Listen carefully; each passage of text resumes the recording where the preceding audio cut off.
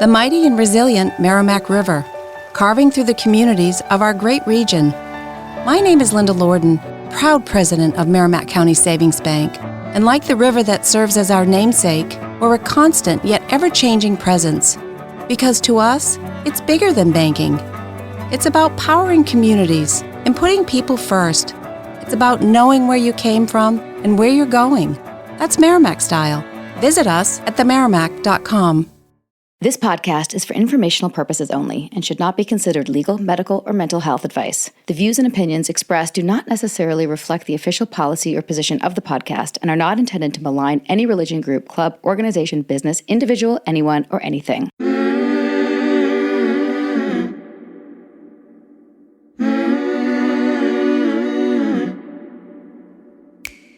I'm Sarah Edmondson. And I'm Anthony, air quotes nippy, Ames. And this is A Little Bit Culty, a podcast about what happens when things that seem like a great thing at first go bad. Every week, we chat with survivors, experts, and whistleblowers for real cult stories told directly by the people who lived through them. Because we want you to learn a few things we've had to learn the hard way. Like, if you think you're too smart to get sucked into something culty, you're already prime recruitment material. You might even already be in a cult. Oops. You better keep listening to find out. Welcome to Season 6 of A Little Bit Culty.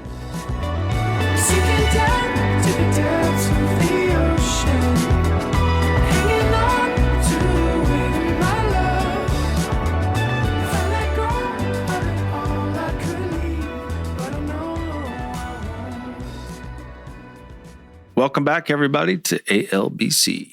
Our guest today is a friend of the show and someone we admire so very much. We got a chance to have her on A Little Bit Culty last year to talk about her fascinating work, and we jumped at the chance to have her come back, right? This time she's here with a new book that we've just read and adored, and we can't wait to talk to her about it. She's a PhD. She's really a big deal. No, seriously. Dr. Ramani is a licensed clinical psychologist in Los Angeles, California, Professor Emerita of Psychology at California State University, Los Angeles, and the founder and CEO of Luna Education, Training and Consulting. She's an author of several books, including Should I Stay or Should I Go? Surviving a Relationship with a Narcissist, and Don't You Know Who I Am? How to Stay Sane in an Era of Narcissism, Entitlement, and Incivility. Her clinical, academic, and consulting work is all about the impact that narcissism and high conflict, entitled, antagonistic personality styles have on human relationships, mental health, and society. She's been featured at South by Southwest, TEDx, Red Table Talk, The Today Show, Investigation Discovery, and more. You can also find her on YouTube, where she has accumulated millions of views on her videos discussing narcissism on her successful channel and social media at Dr. Ramani. She's a proud pod mama, hosting the excellent Navigating Narcissism with Dr. Ramani. And if you haven't heard that show already, it's a must listen. Trust us. Get that in your ears, stat. Her new book, released in February, is called It's Not You, Identifying and Healing from Narcissistic People. She wants you to know that healing and thriving after or even during a narcissistic relationship can be challenging, but it is possible. Her newest book, again, it's called It's Not You, shows that the first step is to stop trying to change the narcissistic person, stop blaming yourself, and start giving yourself permission to foster your autonomy and sense of self outside of the relationship. Hot diggity damn. This will be such a helpful episode for all of us. Let's get into it. Here's our chat with the amazing, insightful, and ever so eloquent Dr. Ramani.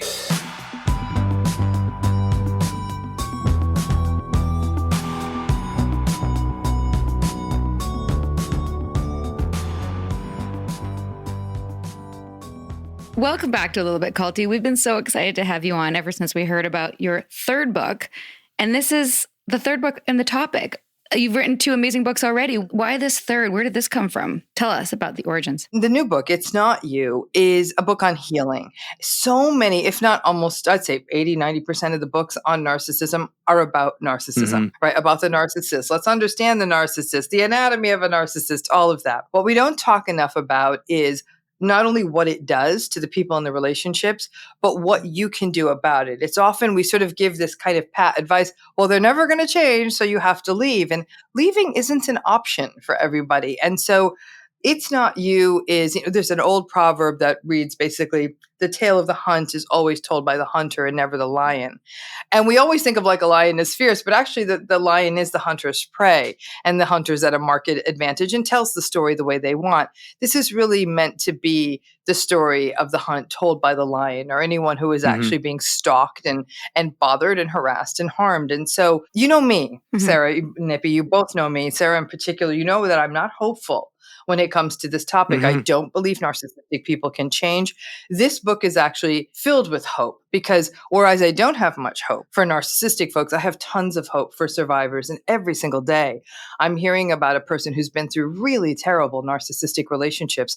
Once they get it, once they heal, once they go through the process of radical acceptance and grief, I see that something in them really, they're allowed to actually slide into their individuated self. And so there's a lot of hope. But I think so much of the guidance out there, I'll see these TikTok videos and everything. He's a narcissist, get out. Yeah. And what happens is, if you can't leave, or you have minor children, you may not be able to leave for cultural reasons, financial reasons, whatever it may be. Folks who can't leave feel shamed, or I guess I'm going to suffer forever. And I don't believe that. I believe that even if you stay, there's a very, very hope-filled, healing-filled future. It's going to look different than for someone who left, but it doesn't have to look any less healthier. In addition to an amazing book, you gave Sarah and I a lot of fodder for joking around, and because we were reading it and we were calling each other, and she called me up and I was like, she said, "What do you think?" And I was like, "Sarah, I have so much compassion for your struggle right now." She's like, "What are you talking about? What are you talking about, Nippy? You're the one." And I was like, and then I was like, "Hey, Sarah," she called me and I was like, "Have you gotten to the part where she mentions you?" Like, we have a good time here. And separate note, do you take private clients anymore? Not anymore, for exactly this reason. You can thank folks like Nippy for that. So. All joking aside, though, I was reading it and I was going to Sarah, I was like, "Oh my God, I do some of these." Some of it was kind of horrifying, to be quite honest with you. And, Sarah reassured me. She's like, "You're a good person." I was like, "Thank you." And, she's petting me and all that stuff. You bring up an important point, though, right? Because I think that when people, first of all, I think the problem is that we hear the word narcissist and we view it as a black or white, right? You either are or you aren't. Right. It's not that simple, right? Or we view it diagnostically, which we're even throwing that out completely. But it's a continuum, but it's also not just one thing. So just because maybe, I don't know, someone interrupts you or talks over you, or maybe even monopolizes the conversation, that doesn't make them a narcissistic person. Or they talk about their day first and may not wait to hear about your day. That doesn't make them a narcissistic person. Now, if that happened every single day, every conversation with just about everyone they encountered, maybe we're smelling it, but you got to have all the other stuff, the entitlement and the variable empathy and the grandiosity and the control and the power obsession and all the stuff. Like, again, a carrot is not soup. Flour is not cake. Right.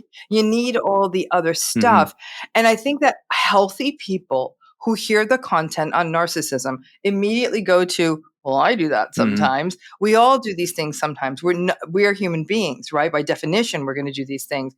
The fact is, though, healthy human beings make amends. They have self-reflection. You might turn to a spouse or partner and say, "Yikes, I talked about my day for 20 minutes and I didn't even ask you. I am so sorry." Can you imagine a narcissistic person ever doing that in history? Never. And that's the difference, is that when we do have some slippage, when we're not sort of being as interpersonally balanced as we can be, that we check ourselves and we check in with the people we care about and say, "I didn't get that right. And I am sorry." We actually take real responsibility, not things like, "I'm sorry you feel that way." So there's a big difference. Absolutely. Just setting the stage for our listeners that when we're talking about recovering from narcissistic abuse, they can interplay that or interchange that with cult recovery. Absolutely. I mean, listen, it's funny. I just did an interview with Yanya, Dr. Yanya Lalich, a few weeks ago, and we were talking about this and that the parallels are eerie. The difference is probably a cultic structure is much more codified. A narcissistic relational structure is often two people, but you can have cults of two people. Look at Sarah Lawrence. It's a cult of 7 people. Cults can be quite small, but the fact is that all of the apparatus is the same. If anything, to me, what a cult is that you take all the narcissistic dynamics and it's really colorful. Like I watched the movie Barbie recently and everything was like color. And then I watched Oppenheimer and everything was not color. That's to me what a cultic narcissistic system's like. It's everything bright color. So every dynamic is just amped up, the volume, the color, all of it. So it's like things like collateralizing someone, which happens in a narcissistic relationship, is much more concrete in a cultic relationship. Does that make sense? So it's like you take it all and it becomes more, it's almost like they give you a manual for the narcissistic relationship in a family or in a couple where it's not again, an organized cult.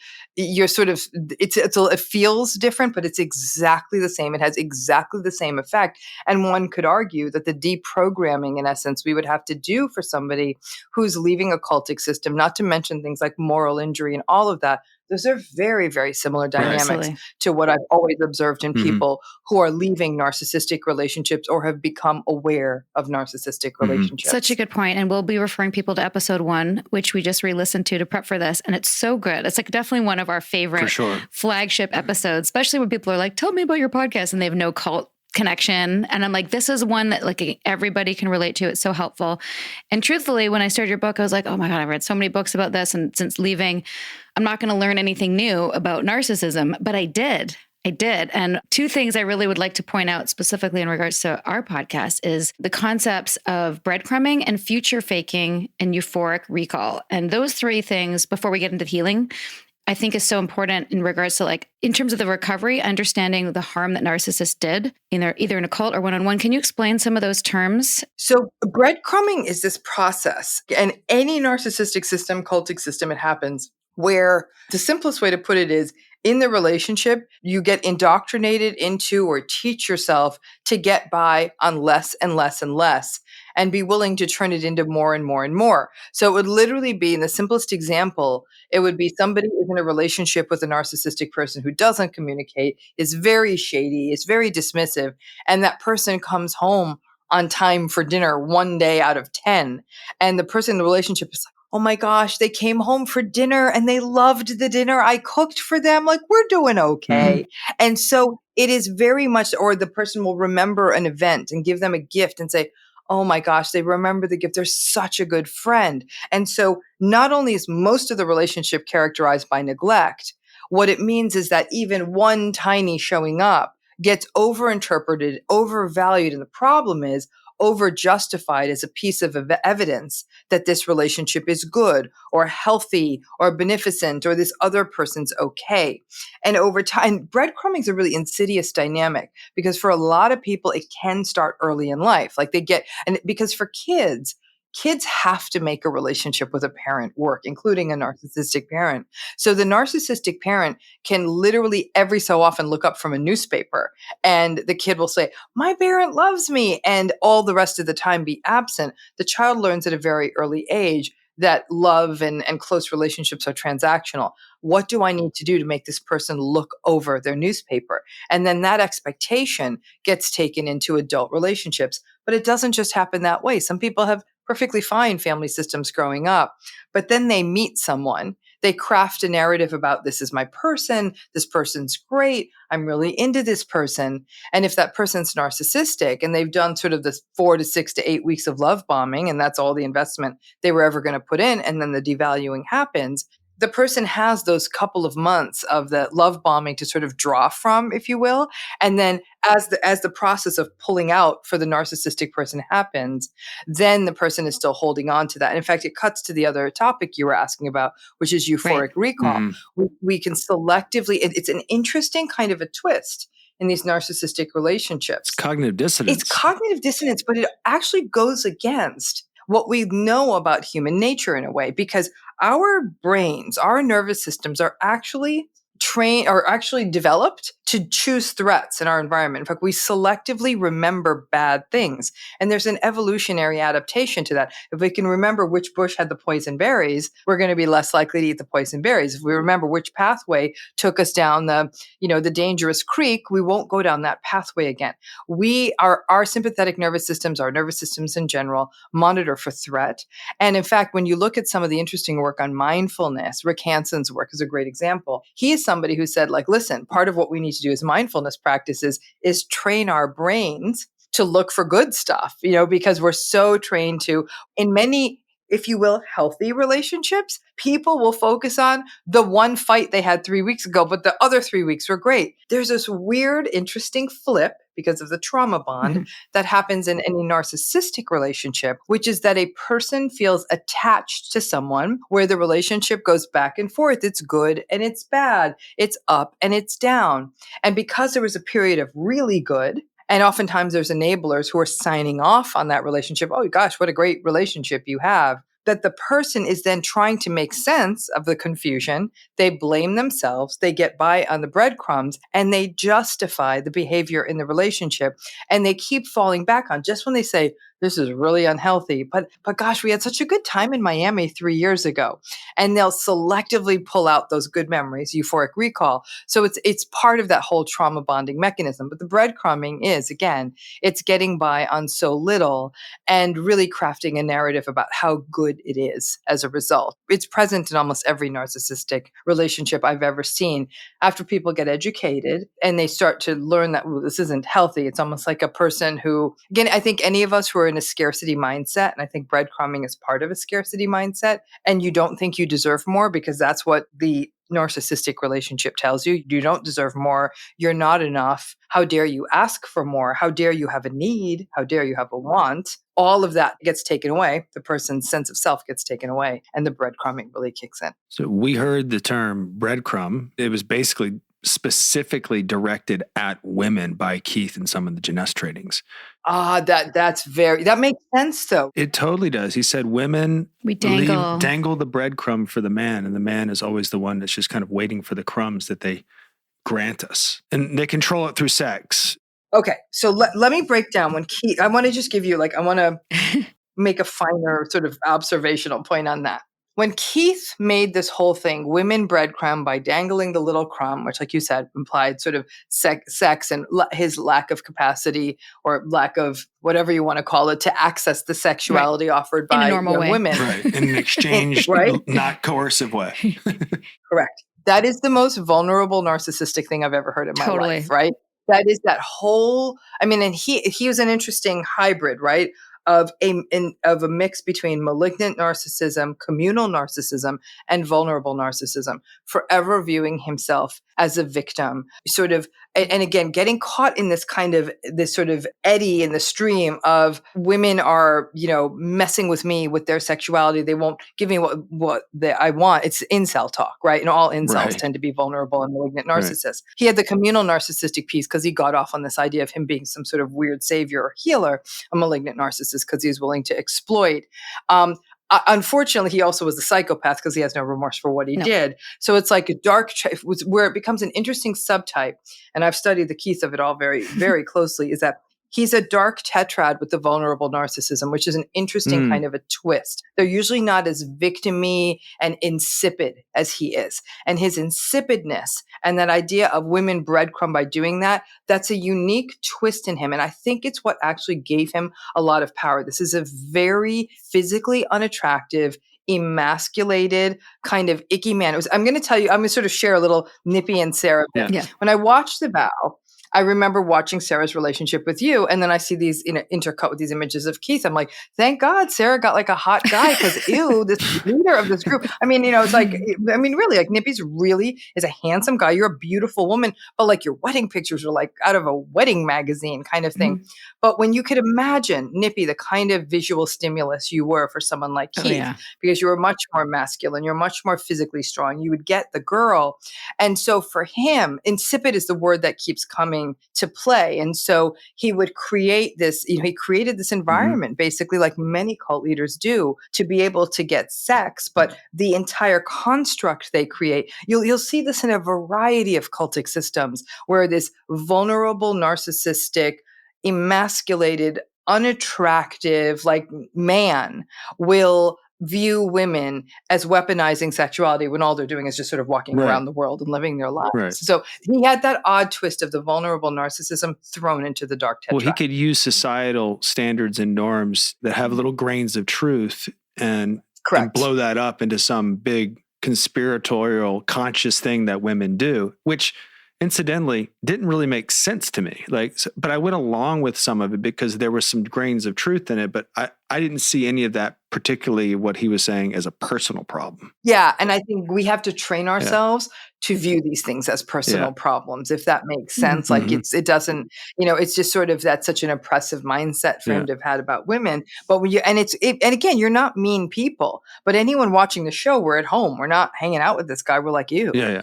And then it all had a greater context to it. But that, again, that's that mindset that really drives that whole incel thing. And in fact, not wanting to go on too far of a tangent, is this idea of that a lot of people ask the big question is narcissism on the rise, right? Are we seeing more of it? And I was talking to Keith Campbell, who I think maybe you've talked to, Sarah. Have you talked with Keith Campbell? He's actually in Georgia. He's a professor in personality and social psychology. He's not a clinician, but he's one of, to me, the best expert on narcissism scientifically that there is out there. He's at he's University of Georgia. And we had this interesting conversation. He's written several books on the topic of narcissism. And one of them back in 2012 was called The Narcissism Epidemic, with a woman named Jean Twenge, who's also a personality researcher. And we were talking about this idea, is it on the rise? And him and I both agreed. Grandiose narcissism, the sort of arrogant celebrity, look at me, pretentious, do you like my sports car narcissism?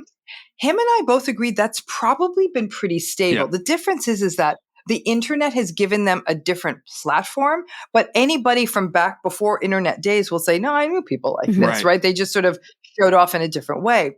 The vulnerable narcissism, though, is what I think, and both of us agree, is really on the rise. And the vulnerable narcissistic people are incredibly jealous, grudgingly entitled people. So when they go on social media and they see beautiful women they quote unquote can't have, that they believe are breadcrumbing them, when they see people who have the job that they want, or somebody whose hard work resulted in success, or somebody who's merely more attractive than them or has a better life than them, it pushes their buttons like nothing ever before. So these vulnerable narcissists were probably just doing something else and we didn't see them. And now I think that even people who have a seed of this, it has blown up. And that form of narcissism not only has gotten more dangerous, it's the vast majority of internet trolls and cruel commenters and anonymous sort of weird people on the internet, but there's more danger there because they're like time bombs, because they really feel that the world has done them wrong. Would you say Jeff from Twin Flames is in that category? Less so. And I'll tell you why less so, because I think he comes off much more clean, communal, and grandiose with a touch of malignant. It's right? a little recipe. He is right, because he's in an interesting sort of intimate relationship with the wife person or whatever that person's Megan supposed to be in his Shalala. life. Yes, right. Yes, so many names. His MO feels a little less vulnerable. I have to be honest with you. With Keith, it was dripping off him, the vulnerable narcissist. But for him, it's more of a cocktail of the malignant, the communal, and the grandiose. I mean, there's no cult leader in the world that doesn't have a touch of the communal narcissism. That's built into it. And that's where, when we think of the continuum, a mild communal narcissist, a narcissist that gets their admiration and validation by doing stuff for, like doing what they think are humanitarian, teaching the world, new age stuff, you name it. At the mild level, these are people who do beach cleanups in a bikini and have to take pictures and look at me healing the bay kind of nonsense. And then at the far end of the continuum are the cult leaders. Okay. When we talk about severe communal narcissism. That's such a great description. This podcast wouldn't happen without our amazing, supportive, generous patrons. Are you with us? Come find us over on Patreon at patreon.com/alittlebitculty for bonus episodes, exclusive content, and the occasional Zoom with our fan favorites from our past episodes. It's a lot of fun over there, people.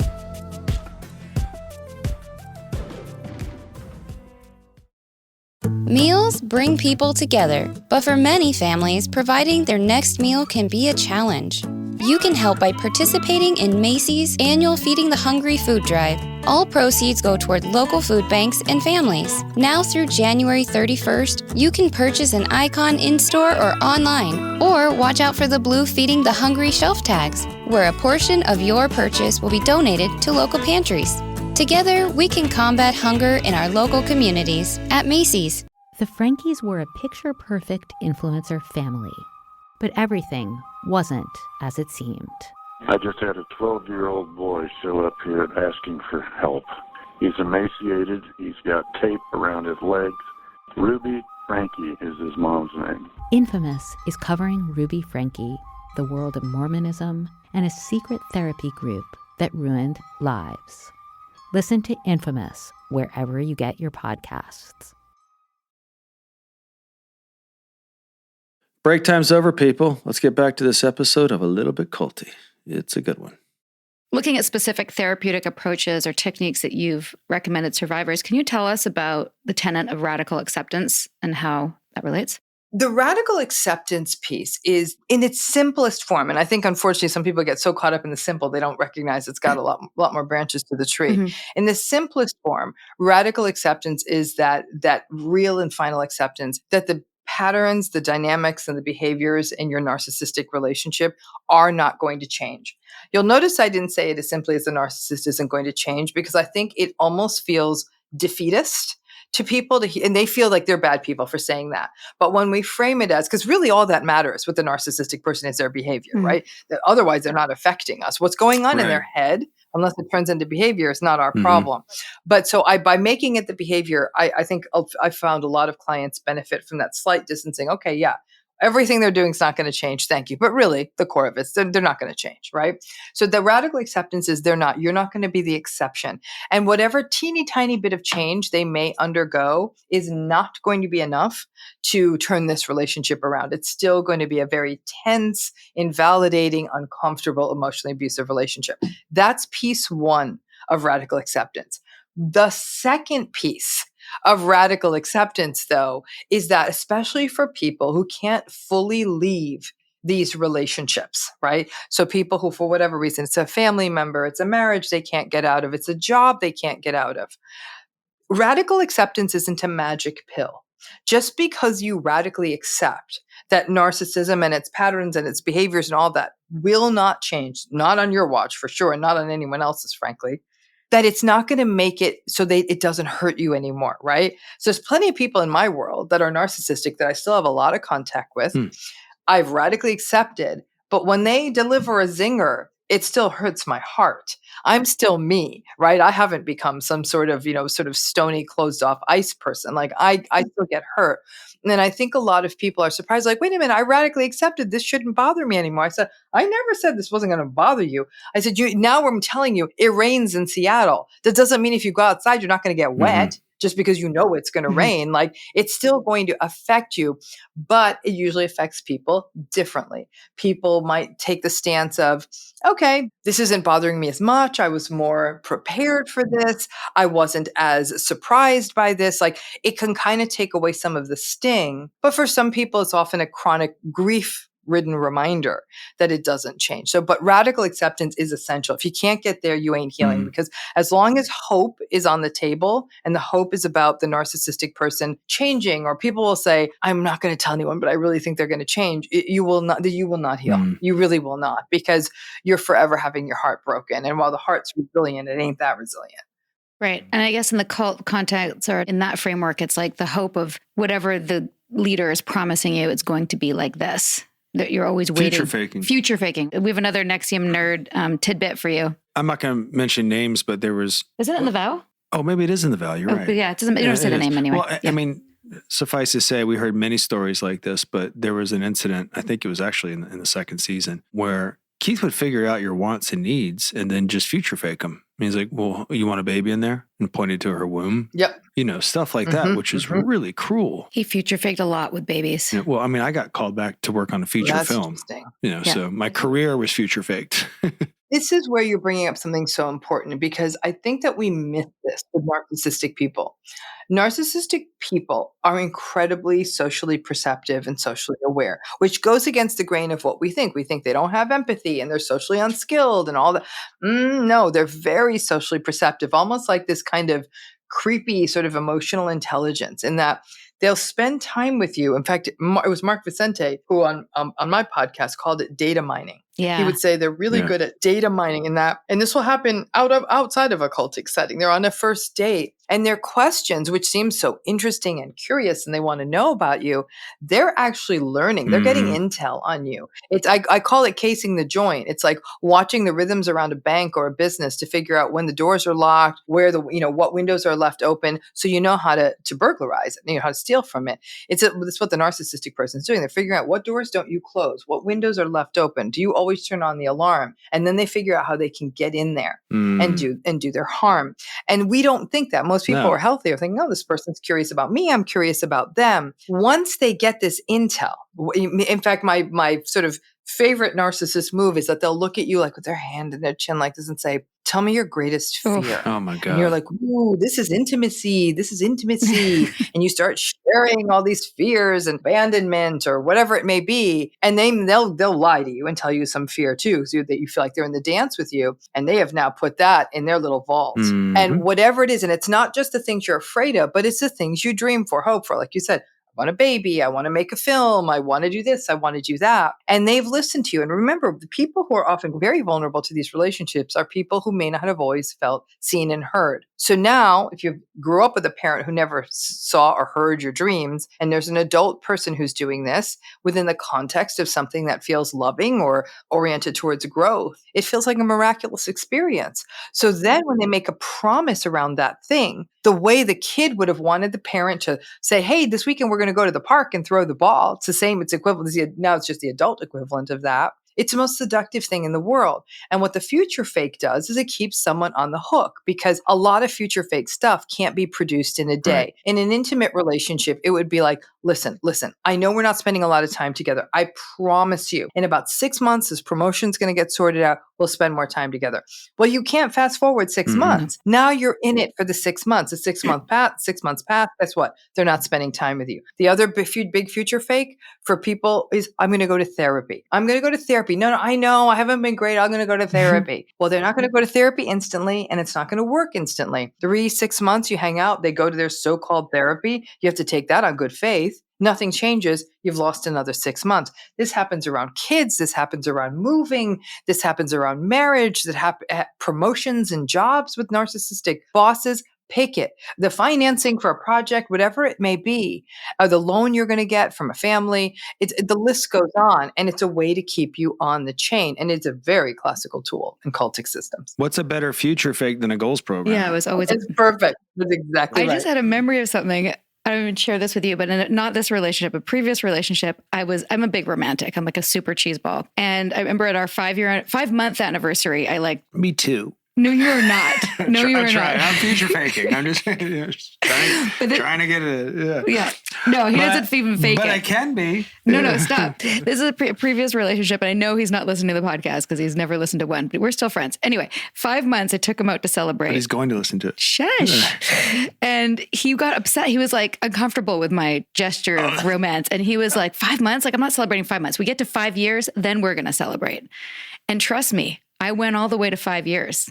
And I waited, and we were going to get married, and he didn't produce the ring. He got scared. And anyway, we broke up, and here we are. I kind of stepped in. He stepped in. Yeah. With more promises. With more promises. Except I delivered. I delivered. You got 2 beautiful babies and lots of good stuff. Here we are. But anyway, I hadn't thought about it that way till you said it, that I was waiting because... I don't think he was doing that.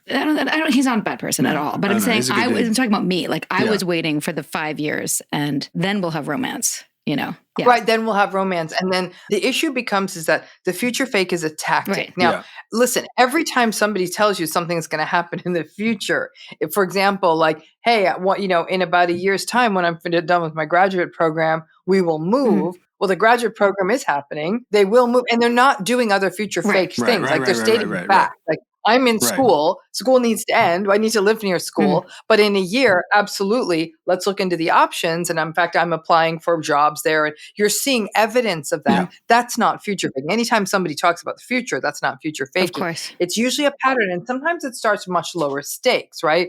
It's a promise that this weekend we're going to run that errand. Weekend comes, errand doesn't get run. Or we're going to do, we're going to do this on Thursday night or whatever. It tends to be low stakes stuff. And people just view that as the stuff of relationship. But what happens is you blink your eyes, you look up, and you're like, whoa, 6 months has passed. And about 10% of the stuff that was supposed to happen that would have been important for this relationship was never delivered on. We don't tend to be that actuarial about our relationships. We don't listen, we're about our businesses. We look at profit and loss statements. We look at quarterly reports. But what we don't do is say, like, how am I feeling? Or what has this last 3 months been like in this relationship? Am I feeling seen and heard and good? And, for most people, the answer is like, yeah, no, it's all good and everything's balanced and fine. But for people in these unhealthy relationships, that would be a pretty harsh wake-up call. But it's why future faking works is that most of us don't keep the data like that. And how does that relate to the healing process in terms of understanding one's backstory? Like just with what I just shared with you, like my backstory of like looking for connection and romance and like my childhood and like covering up the fear of abandonment backstory. Can you elaborate on that? I think that, again, there's a whole chapter in the book that's really devoted to this idea of understanding your backstory, because balancing this idea of backstories and narcissistic relationships is a little bit, it's tricky. It's important. And yes. And I'll tell you why. Number one, and there's an absolute truth here. I don't like this idea that there are certain people out there that are more vulnerable to narcissistic people. We're all vulnerable. Both of you were, I've been. Right. And we're three very different people. And the reason we're all vulnerable is that their tactics and their strategies are so societally valued and they work. They're charming, they're charismatic, they're confident. They're bespoke to you, right?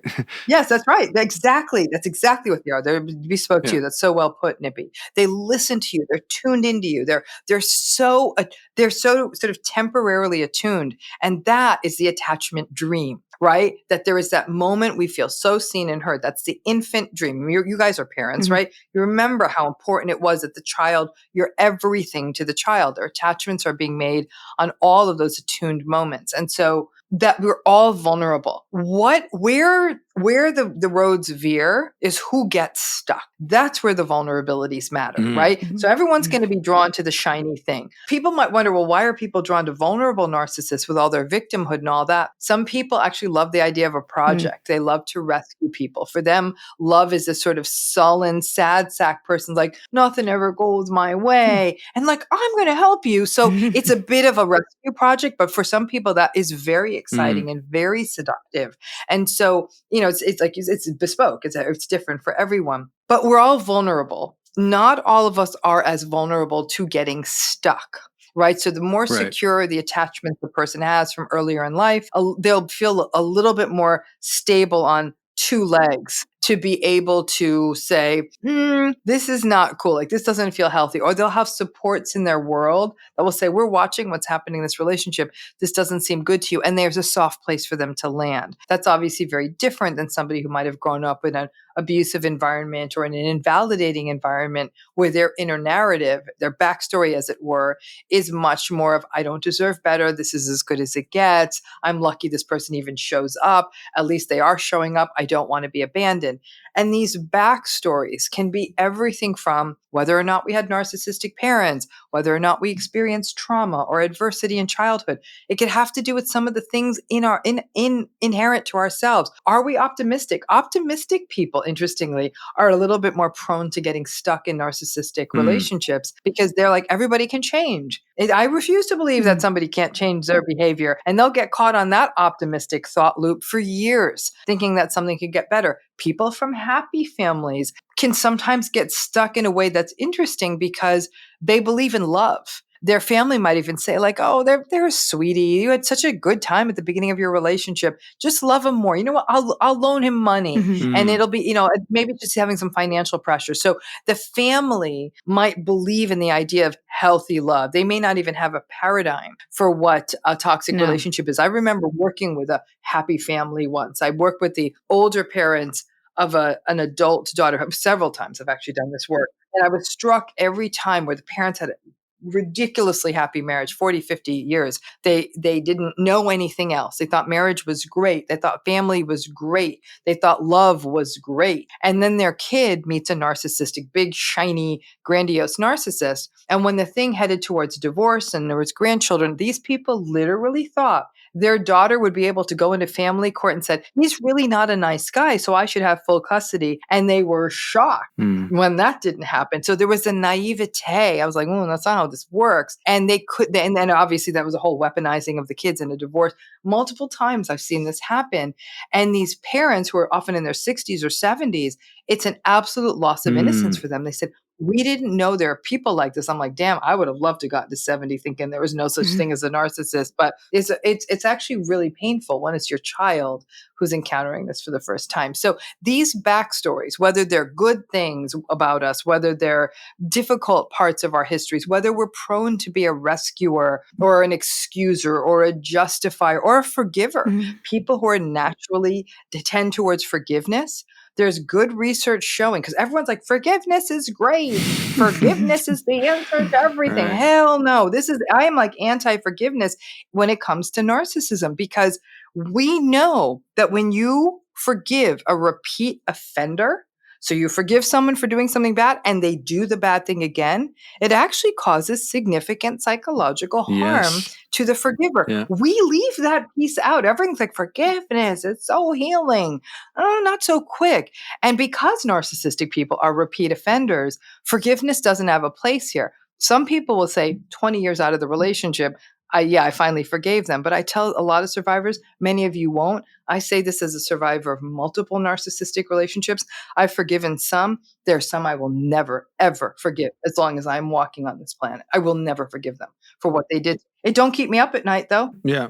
You touched on a really good point. One of the secret weapons that these narcissists have is that good people can't project the depth of their narcissism into the person because they don't have it. Right. People to your point, like if you don't have, like, if you don't even behave like that, it's very hard for us to think that like that's what was going on with Keith the entire time.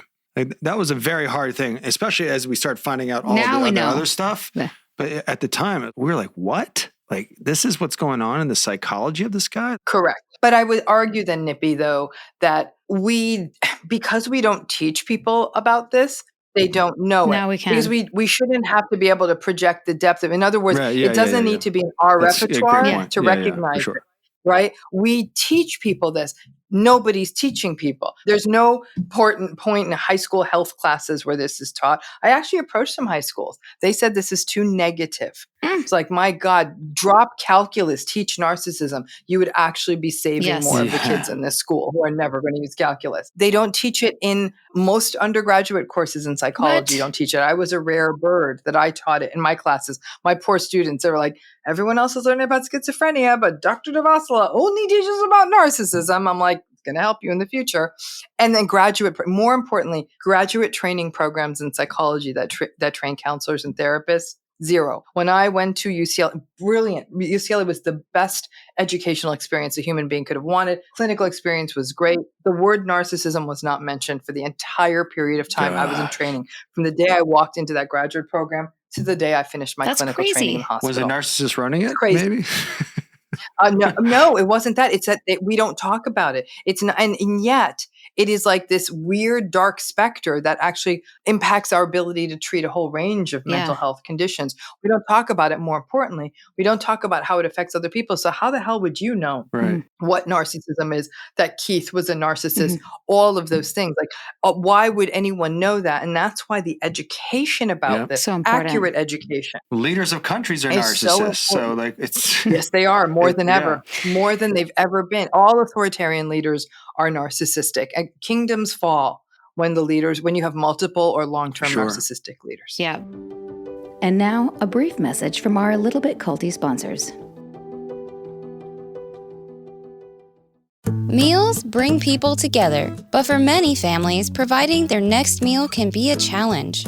You can help by participating in Macy's annual Feeding the Hungry food drive. All proceeds go toward local food banks and families. Now through January 31st, you can purchase an icon in-store or online, or watch out for the blue Feeding the Hungry shelf tags, where a portion of your purchase will be donated to local pantries. Together, we can combat hunger in our local communities at Macy's. You've heard from our sponsors. Now let's get back to a little bit culty, shall we? Well, that's one of the things I loved about your book is that you kind of recapped the most important points and then went into the healing process in a very tangible way, because we talk a lot about, okay, you have to heal from that. You've been abused, you've got to heal. Okay, but what does that actually look like? So Right. So where do you recommend for people who've been through these kind of things find a therapist, and what to look for in a therapist to understand this part of the journey? So I'm going to actually turn this one around on you, because the two of you have been through it, and then I'm going to answer your question. If you were to look through your process of healing after all that you've experienced in a cultic narcissistic system, if you were to zone in on the things that most facilitated your healing, what would those be? Well, this was actually very self-reflected in reading your book, because some of the things you suggested we did, but just not with the helpful template of a book, just from different things here and there. I think speaking to other survivors and being able to speak freely after we left, after being oppressed and suppressed for so long, to be able to be like, you know what, the thing that Nancy did, that was actually that was a really bitchy thing to say when she'd blah, blah, blah, blah. Like, we never would have said that before.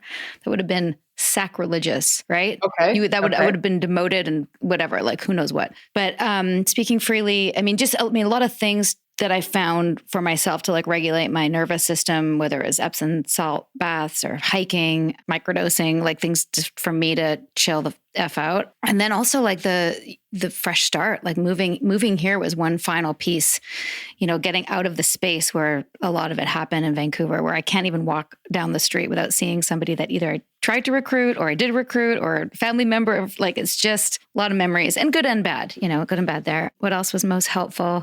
Talking to Dan Shaw right from the beginning, who is an expert in narcissism and understanding the systems. He put good language to it. Yeah, he put a lot of good language to it, things that I didn't understand. For me, it was that YouTube video. Oh, Nippy saw a YouTube video that was... It was literally a cartoon, and it was basically how you know you're in a cult. And when I saw like the things... Oh, interesting. I'll send it to you later. It's pretty great. It was tongue in cheek, but I immediately had a full holistic view of how I had come off to other people about being righteous about what I was doing. And that was the huge like shift where I felt it in my gut. And then I read like the first 60 to 90 pages of Janja Lalich's book.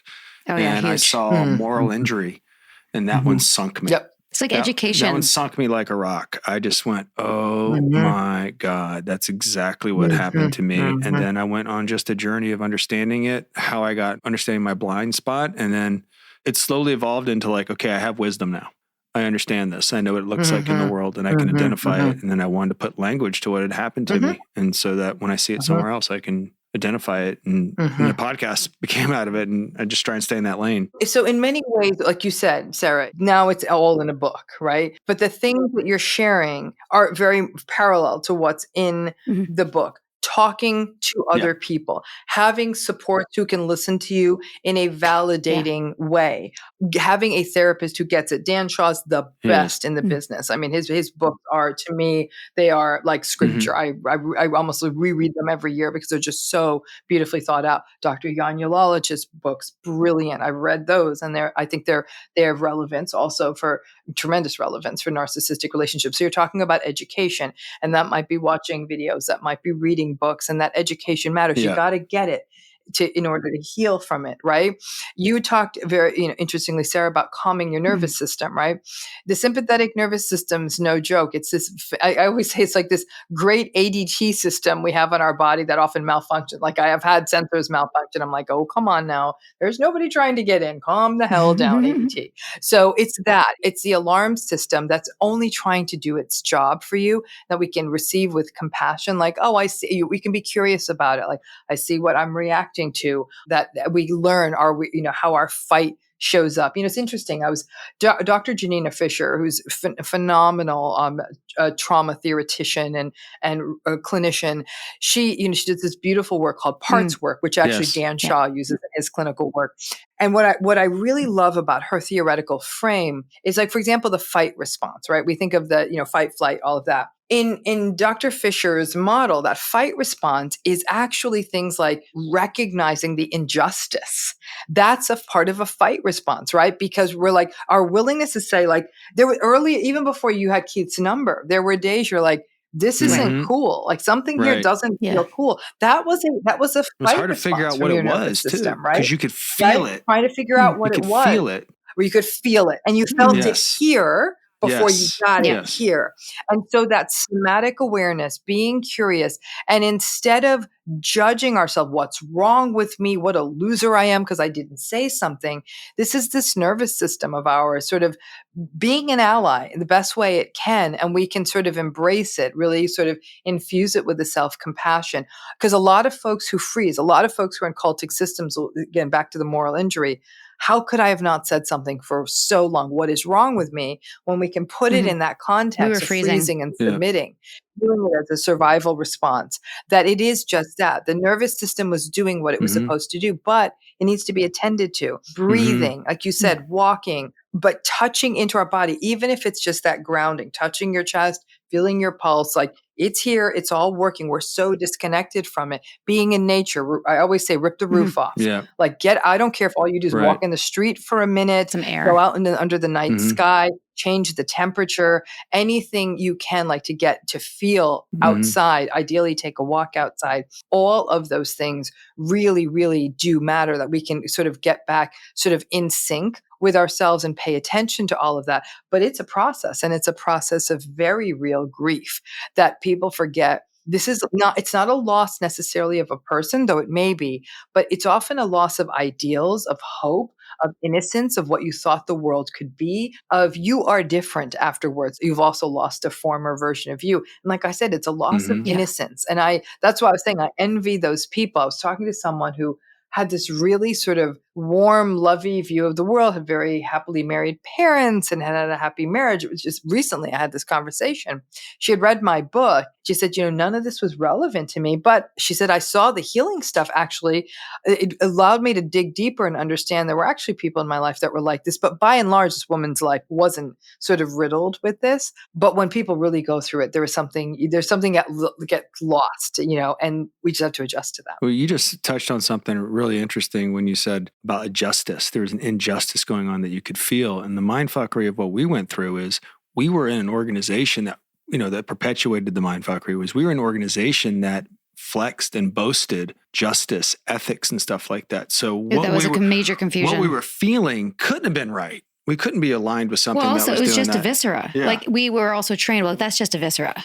So override the feeling. Really, really good awareness. Yeah. Override the feeling. And that idea of override the feeling, that to me is always a cult 101. Right?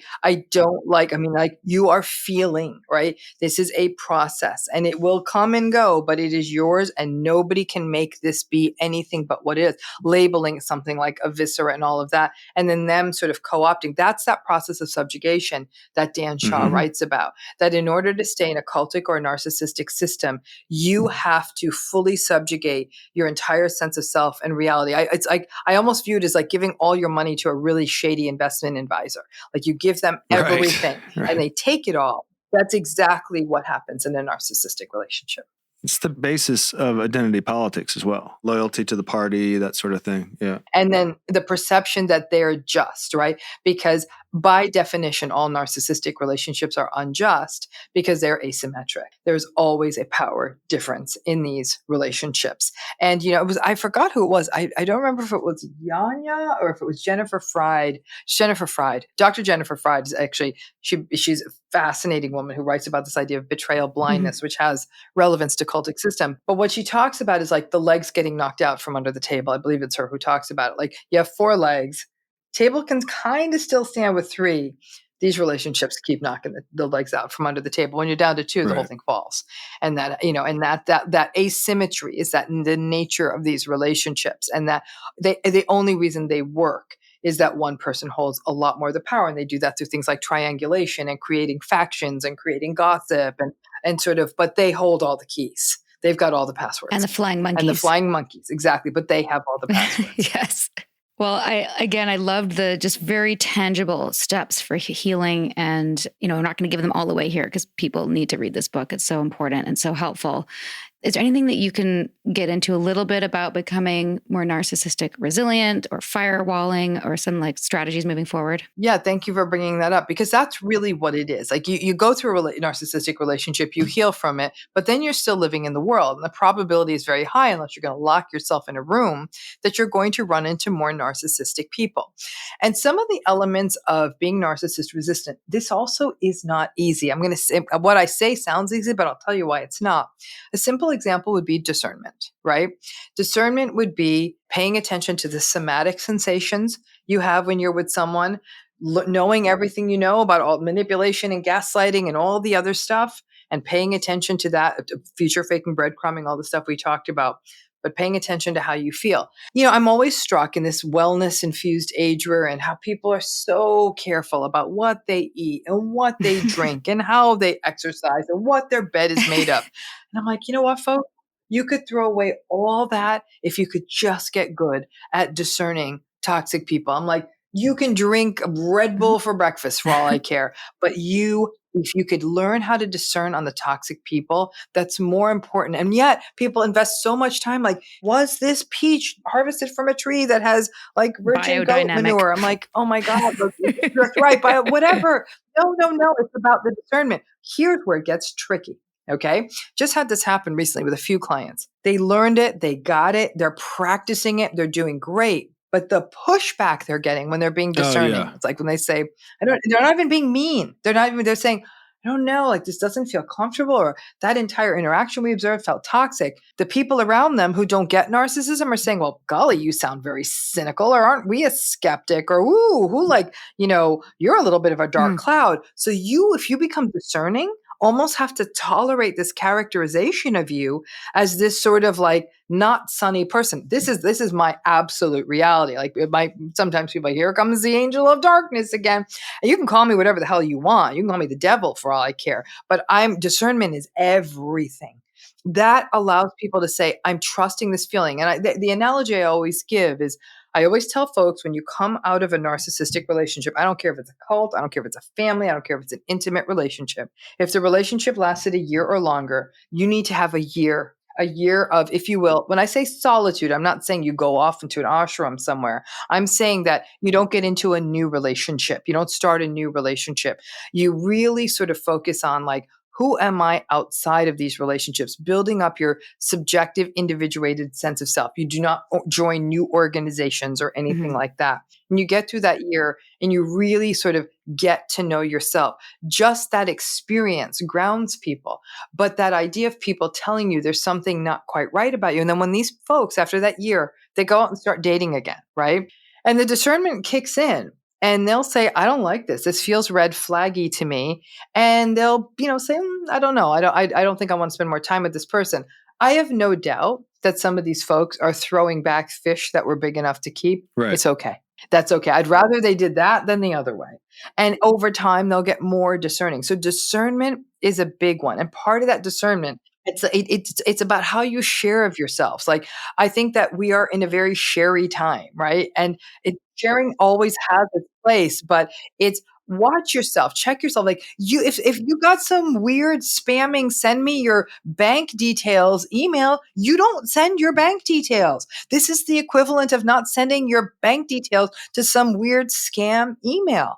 And so when you first meet someone new, you take your time. Now I've had clients be told they were closed off. I'm like, that is not closed off. That is not giving your money to somebody who says that some random person died in Russia and has $1 million for you. Like, it's the whole new level of discernment. And it gets to the point where we do sort of feel like we are suspicious in a way we've never, again, people call us closed off. They call us suspicious. They use adjectives that don't feel good, but that level, and you end up not having to be the popular person. I've had this happen where there was a committee I was once on, it was many years ago. And there was one guy who came in the room, energy of the room changed, such a toxic guy. He was coming closer to where I was sitting. I got up and I moved to a different part of the room. It was like a 3-day meeting. They were deciding on taxis to go to dinner. I saw him going into a taxi. I moved to another. I wouldn't sit near him at dinner. And a colleague took me aside and like, it's becoming clear, like you don't want to sit near that person. I said, no, I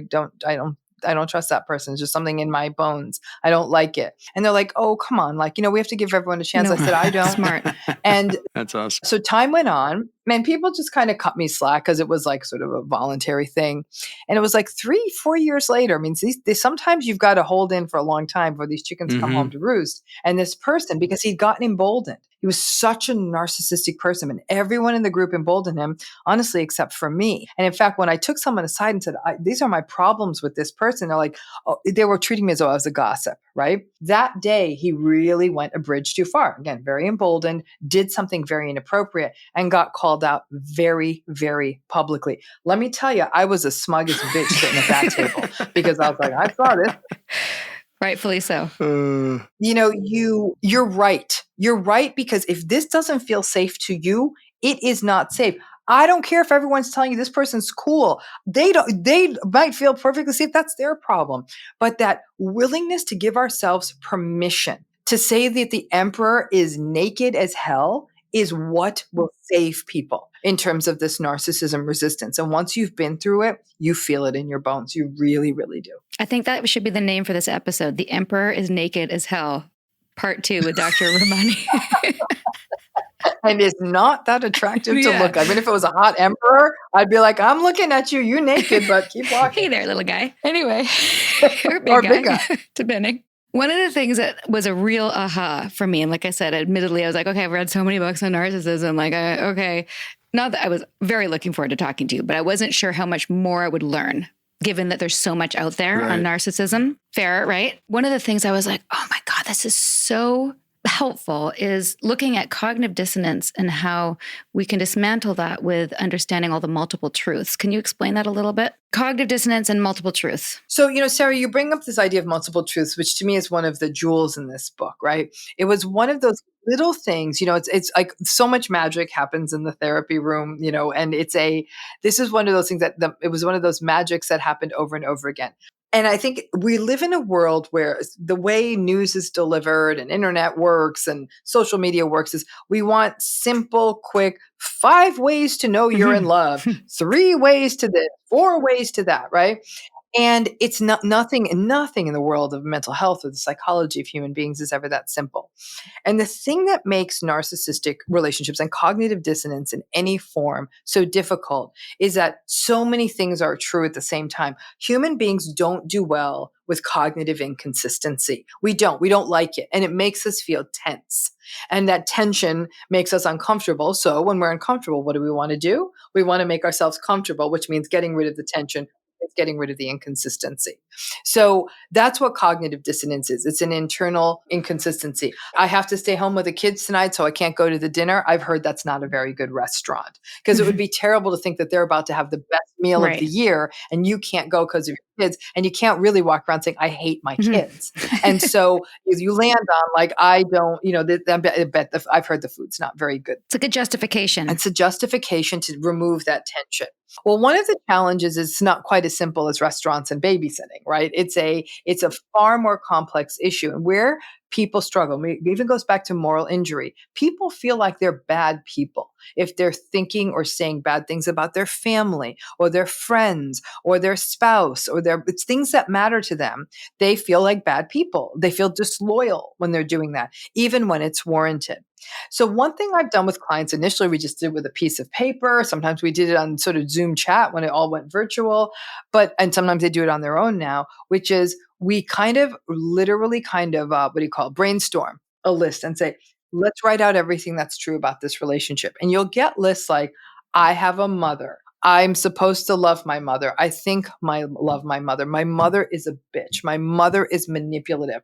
My mother turns me and my sister against each other. My mother was never present when I was young. Sometimes I think my life would be easier if my mother is dead. I wish I loved and so you see how it all stacks up. And the client's like, no wonder I'm such a mess because I love her. I hate her. She ruined me. Sometimes I wish she didn't exist. Oh my God, what kind of person says that? And when the client sees the multiple truths all stacked up, it actually, believe it or not, instead of confusing them more, gives them tremendous grace and says, of course, this is awful and terrible. And then in therapy, what we do is we take that apart and we talk about, number one, it's okay to say those forbidden things like, I wish this person didn't exist or wasn't in my life. It's not like the client is not harmful. They're just saying, I just wish I never had to deal with them again. But this long list shows them, I love them, I hate them, they hurt me, I can't stand them, I'm supposed to like them. And when the client digs into that, they are then able to see, because a lot of people will say, why is this radical acceptance thing taking me so long? Why am I not healing faster? And it's also painful because there's people out there that say, in 6 weeks, I'll help you heal from your narcissistic relationship. I'm like, damn, if you could do that, I would be thrilled. Sign me up. Doesn't work that way. So that's one way to break through the dissonance, is to actually be with the dissonance and see what it is. And have, just like that person, to say, like, how are you feeling knowing that they're having a great meal and you're home with the kids? And the person might say, I resent my kids right now. And that's an awful feeling. And we could run with that feeling because that's okay. And once you can say it's okay to have any feeling, then the person can start then clearing the decks and seeing the clarity of this relationship with their mother has been unhealthy. Their mother was not present when they were young. And although they have a million reasons for why they know that's why their mother was the way they were, ultimately they were hurt by their mother. And that's the truth of the matter. Backstories don't excuse abuse. So when a narcissistic person says, I had a terrible start in life, I was bullied, I was this, I was that, I'm sad for them. I really am. That's terrible. It's not a license to go harm other people. And the field of mental health and the world at large has rationalized narcissistic behavior by saying, but this, but that. You know what? If they are a sentient, ambulatory human being, they can go get help because everyone else is getting help because of the narcissistic folks. They can get their ass into a therapist's office too. That's a great point. What does that person's journey look like if they have the self-awareness that they do some of these patterns and they want to, I'm not talking about a Keith, obviously, but like somebody who sees themselves on the spectrum and wants to dig in. What is that, a different book? Maybe it's a different book and it's not a book I'm going to write. There's, listen, well, I would argue, it's interesting. In the last year, I've been doing a lot more lecturing on addiction and narcissism. Addiction and narcissism overlap something like 50, 60% of the time, a lot of overlap. In fact, the construct of the dry drunk, I'm sure you've heard of the idea of the dry drunk is just a narcissist, right? A person is not fully sober and fully recovered until they've addressed their narcissism. If you read the big book, you go to 12-step, you read the big book, it's a book on narcissism. It's not even about addiction. So it's very fascinating to me how in some ways, some people argue 12-step may actually be because 12-step done right requires humility, accountability, addressing character defects, making genuine amends, not expecting people to, come around, losing the defensiveness, losing the ego. That's all treatment of narcissism, right? And we see how well that works for folks. I mean, when the people around town who tout being sober, I'm like, no, you're not. You are still as defended as an addict. So don't give me this, you're sober. You're not drinking. I'll give you that. Are you sober? No. And that's definitely more of sort of the 12-stepping language. But I think that all of these different models would argue that, listen, I don't even want to talk in terms of unicorns because anyone listening will say, maybe my person's a unicorn. There are self-aware narcissistic folks out there. And it gets interesting because the self-aware narcissist is an interesting conundrum because just because they are self-aware doesn't mean that they're going to make the changes they need to make. And in fact, their self-awareness can make them self-righteous. Like, I'm aware of my narcissism because I'm so mentally healthy. So I've got it under command. I'm like, of course they would. No, you don't. Yeah. Because healing from, because so a lot of narcissistic folks, especially in LA, are therapy junkies. They've got the therapist, they've got the life coach, they've got the psychedelic practitioner, they've got the men's group, the this group, the that group, and like they meditate. Oh, they're on a juice cleanse. They're on a juice cleanse, then they meditate. The meditation's always near their beach house. I'm like, no. But the real work of it, right? Because narcissism does its harms to others by the reactivity they have in the moment. Not to obviously the things like the manipulation and all of that. It's the genuine willingness in a compassionate, authentically empathic way to be aware of the other without dismissiveness, without contempt, and not viewing the other as an ego threat. I ain't seen that happen in my career. I have not. Where I have seen it kind of sort of happen is when you have a person who has a lot of narcissism, but they have pretty severe PTSD, because those two things can look similar. They get really good trauma-informed treatment. They do their trauma. They address the PTSD, but they also do address the narcissistic stuff. But with that trauma as part of the narcissistic origin, there's a lot more hope for a better outcome for them because there's a more better treatment target. But for other folks where it's not as clear as some of those early trauma targets, I think those other narcissistic clients, I'm not seeing the outcomes. Listen, I've worked for a long time. 20% of my clinical practice was narcissistic clients. Those hours made me feel like I was a shitty therapist. Like the needle would move, but the little bit the needle would move, I'd notice it because I'm looking at it. It's like I'm looking at it under a microscope, but the people in their lives absolutely were not noticing it. And sometimes, because I've largely shut down most of my practice, the narcissistic clients want to come back, and I won't do. I give them referrals, but they'll sometimes tell me their stories all these years later. It's really not changed. They're doing exactly the same things. They may dress it up a little differently, but listen, I'm going to put it to you the way I put it in the book. Sarah, you have a personality. Nippy, you have a personality. Dr. Ramani has a personality, right?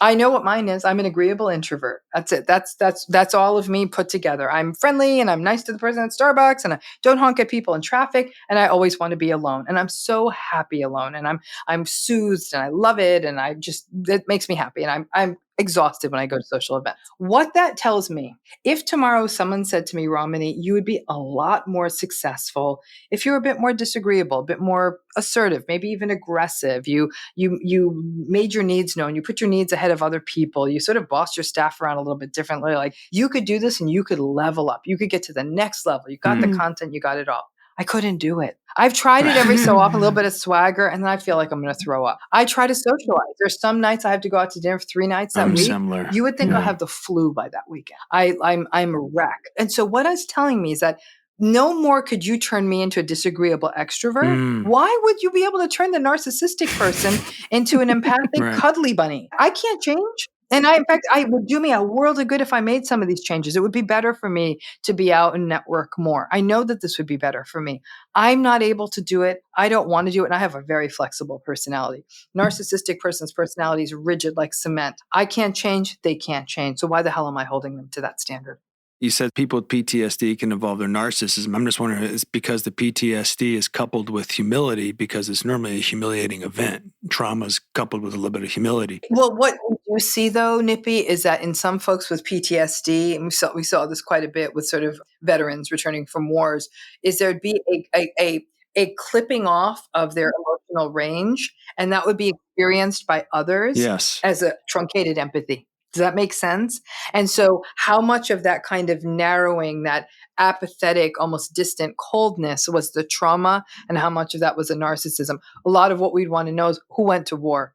What was this person like before they enlisted or called into war? Because sometimes they say this is not the person who came back. Then we're talking more PTSD. But if the person who went to battle was a dick, then what we're seeing is we might be seeing both patterns play out. But for those folks where people say, gosh, they're so cold, they're so cut off, but they have the context of, for example, of war, some other significant trauma. Like I said, that's where I'm seeing the narcissistic folks who have that trauma history, and they commit to good, legitimate trauma-informed therapy with a legitimate licensed clinician who knows trauma. I think that's the one group I see hope with. And that's been my experience too. Segue Sarah here. Segue Sarah. Speaking of all of that, where do you recommend, since you're not taking private clients, read your book, obviously, what specific support groups, communities, other resources for people seeking connection, understanding, healing?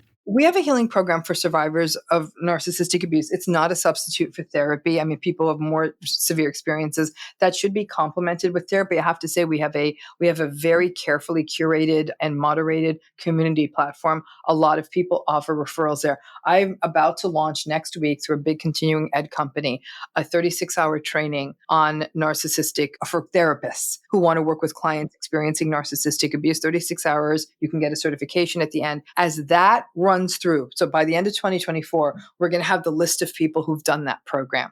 And that will then be able to go into a database for those therapists who want to participate. So at least we'll know people at least got 36 hours of exposure to some of these issues and care deeply about meeting these clients and not shaming them, but validating them and upholding their experience. please share that information so we can share it with our network too. So anything else that we missed, or anything you want to share, any misconceptions or burning things? Questions you asked were great. I think above all else, because I am, like I said, a lot of people say I'm the most hopeless woman in that room. In this particular case, the hope I have for survivors of narcissistic relationships is unsurpassed. I am seeing survivors do amazing things every day. People who, once they're let out of these mental prisons, are creating, they're making music and film and visual art, who are going back to school, who are starting careers they never dreamed they would have, who are traveling alone for the very first time, who are finding their voice in a million different ways, even things as simple as, I don't know, going out to dinner by themselves, meeting up with friends. You can see the difference. I get these emails all the time, and I know what's possible. People fall in love. People develop healthy friendships and relationships again. It happens. And I think that so much of the narrative here is doom and gloom. It's not doom and gloom if we can get people out of these situations, but this narcissism stuff's all around us. The discernment and being able to give yourself permission to live in your individuated self, to honor yourself, to recognize there's an authentic you buried under all that programming of a narcissistic relationship. The freedom is there, and I've seen it unleashed in people all over the world. I love the Nelson Mandela quote that you had in your book. There's nothing like returning to a place that remains unchanged to find the ways you yourself have changed. And that lines up with how the book ends, which is the hero's journey, which is when you've gone through what the two of you have gone through, what many survivors have gone through, that you really did go through a hero's journey. And when you finally did return, quote unquote, home, you returned changed. And that place might have remained the same, but you were incredibly different. And I think that's the thing that all survivors need to remember. It's one of the reasons I like going back to returning to Vancouver, because we go back like once or twice a year, and I'm like, oh my God, I'm different. And dare I say that this book is really the salve or the antidote to all the future faking that we endured, because this is like future real hope. This is the real hope and the template to that. Thank you for that gift. Thank you. That was awesome. Thank you. Thank you. So wonderful to see you too. Like what you hear, do you? Give us a rating, a review, and subscribe on iTunes. Every little bit helps us get this cult awareness content out there. Smash that subscribe button. You know you want to. We love us some Dr. R. Be sure to get her book, It's Not You, and you will be glad you did. The link is in the show notes. And you know what? We're going to put this episode in our resource series. Do it. A thing we're offering new on our website, alittlebitculty.com/resources. It's going to be a list of our top 10 episodes that we think are the most helpful to people who are looking for mini therapy sessions and want to hear about different aspects of recovery after cultic abuse. These things are woven throughout our whole catalog, but very specifically, this is an episode for narcissism, or an episode about recovering from narcissism, or, for example, our episode with Rachel Bernstein about how family members can deal with loved ones potentially lost to the clutches of cultic abuse, etc. Hashtag we're not therapists either. So we're not therapists, but we know some really cool ones. You know what else is mini therapy session? What, maybe? Hanging out with us on Patreon. Yeah. Come over there and find us at patreon.com. Although we're not therapists. No, / a little bit culty for ad-free episodes, weekly bonus drops, and even some swanky perks like limited edition swag and invites to monthly Zoom sessions, Q&As with us. Some people don't know what Patreon is, and I get it. Pencils, anyone? Yes. Pencils, man. We got pencils, pencil sets for survivors. That's so great. That's a hot ticket item for our inner circle members. And we answer a lot of questions. We listen to voicemails. We share what's happening in the cultiverse. It's much more casual and it's a lot of fun. It's also very therapeutic. Coffee talk. It's fun and only on a little bit culty. And it keeps this pod in business. It's got an NPR vibe, wouldn't you say? Where we talk like this. It sure does. We enunciate our consonants really well.